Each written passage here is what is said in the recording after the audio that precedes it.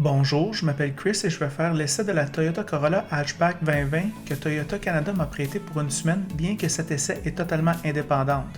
Tout d'abord, je veux regarder le style extérieur de ce package Nightshade, voir si vous pouvez deviner ce que signifie Nightshade. Toyota a fait de nombreux efforts pour attirer un marché plus jeune et je pense qu'ils l'ont finalement fait. Des angles vifs et des roues 18 pouces à profil bas donnent le ton de la personnalité de cette Corolla à haillons qui diffère de la berline Corolla.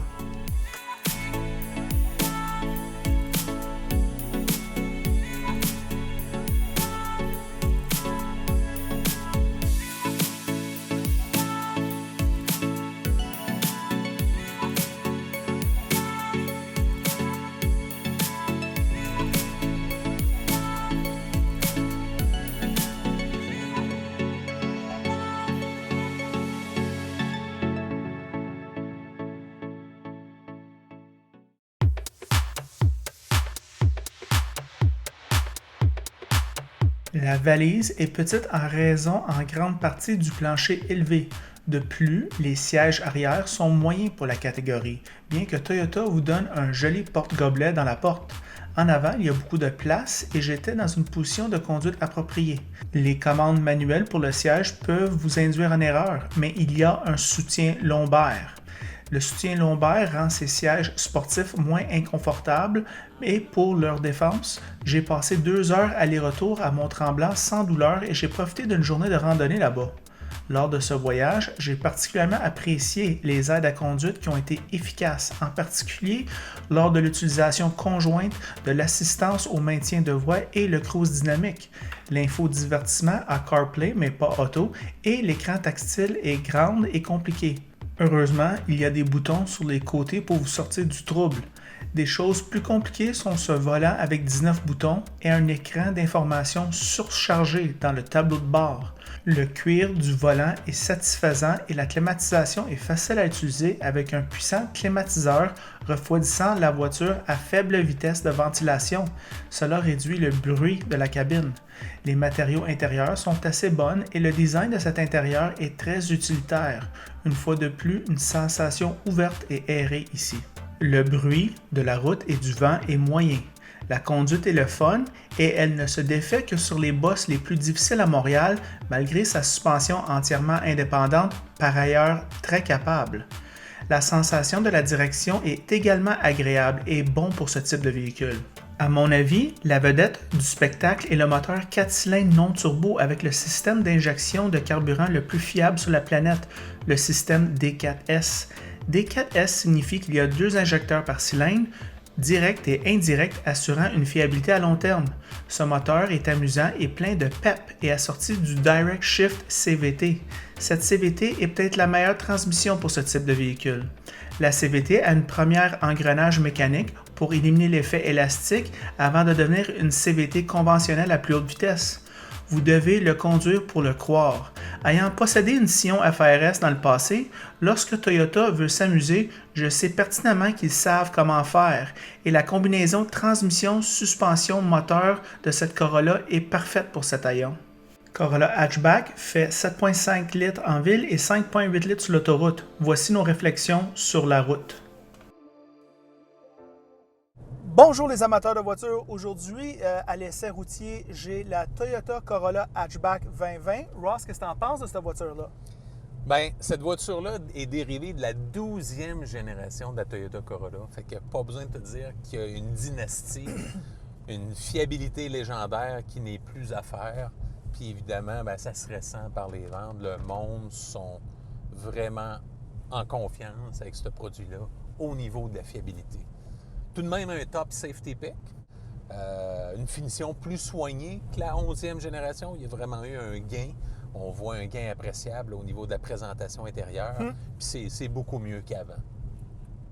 La conduite est plus dynamique que dans le passé aussi. C'était axé plus pour des personnes un peu plus âgées. On a rajeuni un petit peu le look, rajeuni un peu la direction, la suspension, qui est quand même indépendante ici. Il y a quand même un confort sur la même route cahoteuse.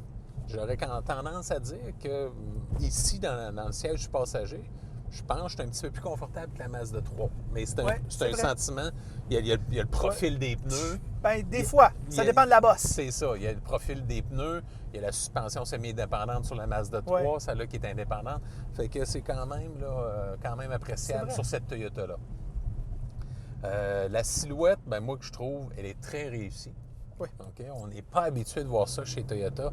On voyait des approches un petit peu ennuyantes, si je peux m'exprimer ainsi. Un peu fade. Il manquait d'assaisonnement, si on peut s'exprimer de cette façon-là. Puis je trouve que là, ils se rajeunissent. Je trouve que j'aime vraiment la nouvelle silhouette, la nouvelle signature visuelle chez Toyota qui s'améliore grandement. Qualité d'assemblage, ben, faut être honnête, aucun craquement, aucune sonnette. Très bonne valeur de revente, produit Toyota. Évidemment, c'est recherché en raison de la fiabilité légendaire de la Toyota Corolla. Apple CarPlay est de série dans ce véhicule-là. Il y a l'absence d'Android Auto. Pourquoi? On ne comprend pas l'approche de chez Toyota. Les comptes, ben, l'espace coffre qui est un petit peu réduit. C'est un peu moins volumineux que le Mazda 3 qu'on avait tout à l'heure. L'espace restreint à la banquette arrière. La concurrence, ben, Fiat 500L. On pourrait parler de la Honda Civic, évidemment. On pourrait inclure la Honda Insight si vous optez pour une une Toyota Corolla hybride. La Hyundai Elantra GT, Elantra de base ou la GT. La Kia Forte ou Forte 5. La Mazda 3 ou Mazda 3 Sport également. La nouvelle Nissan Sentra qui est quand même une petite Nissan Altima maintenant, mais qui est quand même, en tout cas, je pense que ça a été rehaussé grandement, puis ça paraît. Nissan n'était vraiment pas dans le coup comparativement aux autres, était en queue de peloton, puis là, vraiment, c'est rehaussé. Fait que ça va faire du bien. Bien hâte de l'essayer. Subaru Impreza, capacité hivernale probablement la meilleure, et la Volkswagen Golf et Volkswagen Jetta pour les Allemands. Fait que, quelles sont tes premières impressions sur la Toyota Corolla Hatchback 2020, Chris?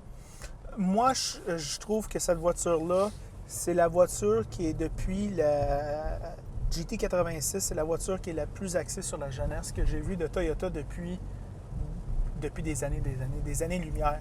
On va commencer avec le style extérieur, Ross. Vraiment jeune. Ouais. On voit que les manufacturiers, du moins au niveau des haillons, ils ont décidé d'abandonner les clients matures. Puis eux autres, ils disent qu'ils vont aller vers les petits VUS anyway. Exact. Fait qu'on vise les jeunes à 100%. Et puis on le voit avec le style extérieur. Il ne laisse pas indifférent. Puis il est beau. Oui, très beau. Bien réussi. Agencement des courbes, des roues, des proportions. C'est excellent. Je te dirais, au niveau de la conduite, on est dans une voiture qui est vraiment plus sportive que beaucoup de ses rivaux. Moi, je pense seulement à peut-être la Elantra N qu'on a essayé, qui était très sportif, et je pense aussi à la Golf, qui est capable d'être assez sportif. Mais à part de ça, il n'y a personne qui la cote au niveau de la sportivité. Même, par exemple, une Mazda 3 ou une Honda Civic hatchback, je trouve que c'est vraiment nerveux. La direction est vraiment nerveuse. Ouais. Les roues sont très profil bas. Quand on prend les courbes, on le sent. Suspension indépendante en arrière, c'est cool ça. À l'intérieur maintenant, à l'intérieur, nous autres, on a tous pensé qu'en 2015, quand Toyota s'est refait, qu'il avait comme rejoint la compétition au niveau du look intérieur et extérieur. Et maintenant, on avait quelque chose de bien à ce niveau-là et la fiabilité légendaire. Cependant, Ross, moi, je te dirais que la compétition a, surtout Kia Forte et Mazda 3, ils ont été en avant, comme vraiment en avant de tout le monde. Et quand je suis dans cet intérieur, oui, le volant gainé de cuir, il est bon.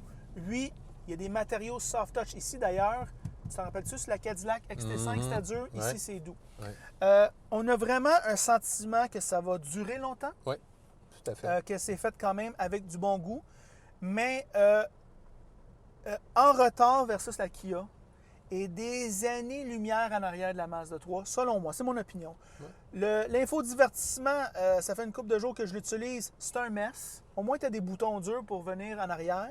C'est tactile durant que tu conduis, fait que ça, c'est le fun. Et puis, c'est difficile à naviguer. J'ai eu de la misère hier avec ça. Tableau de bord, un peu compact ici. L'écran est à droite, elle est petite, puis il y a beaucoup d'informations des fois. Fait que des fois, tu cherches, surtout au niveau, le cruise, il est-tu allumé ou il n'est pas allumé? Fait qu'à ce niveau-là, peut-être à revoir. Les bancs, moi, Ross, moi, je te dirais, il n'y a rien qui m'écoeure plus d'envie qu'un ingénieur de Toyota qui essaie de faire un banc sport dans une voiture pour plaire à des gens, surtout des chroniqueurs de voitures. Des fois, on les entend faire un bandage extrême sur les... Ça prend du rembourrage, puis ça prend aussi... Regarde, on sort, par exemple, du Mazda 3. On était tellement plus confortable. Je prendrais les bancs de la Corolla normale plus que ceux-là, mais c'est un choix personnel. Peut-être les jeunes, ça va les déranger moins. Alors, Ross, on revient en arrière, si on veut. C'est mon opinion, mais je veux dire... Je sais que peut-être tu l'aimes plus que moi, mais je trouve que si la fiabilité n'est pas là, on ne la jette pas. Bien, ils se sont améliorés, mais c'est sûr que c'est un créneau, comme tu disais, qui est très, très compétitif.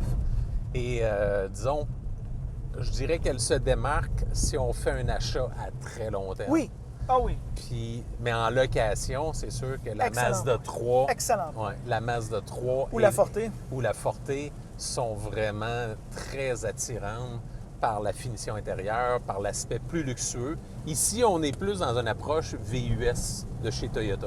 Au niveau du... De l'approche de la planche de bord, Ouais. Du tableau de bord, etc. Ça ressemble plus au RAV4, hein? Un petit peu. Un petit peu, Fait que, c'est un peu l'approche bon point, qu'on ça. veut avoir. Fait que pour l'achat à long terme, j'aurais aucun problème. Comme dit si bien Scotty Kelmer, la transmission CVT Oui.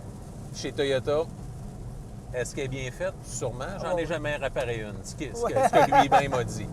Fait que, de ce point de vue-là, ben, la fiabilité à long terme chez Toyota, aucun problème. Ross, moi, je te dirais, dernière remarque, le point que tu fais, c'est excellent. C'est, moi, les Toyota, quand je les aime, je les achète. La location, quand j'entends quelqu'un qui a loué une Toyota, je comprends pas. C'est difficile à comprendre. Ouais.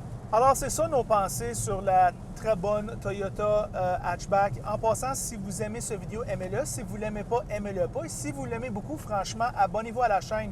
Moi, j'ai aucun sponsor, je fais aucun argent avec ça. Fait que moi, mon revenu, c'est des likes et des abonnements. Alors, abonnez-vous à la chaîne, ça l'aiderait grandement et likez-le. Et c'est tout.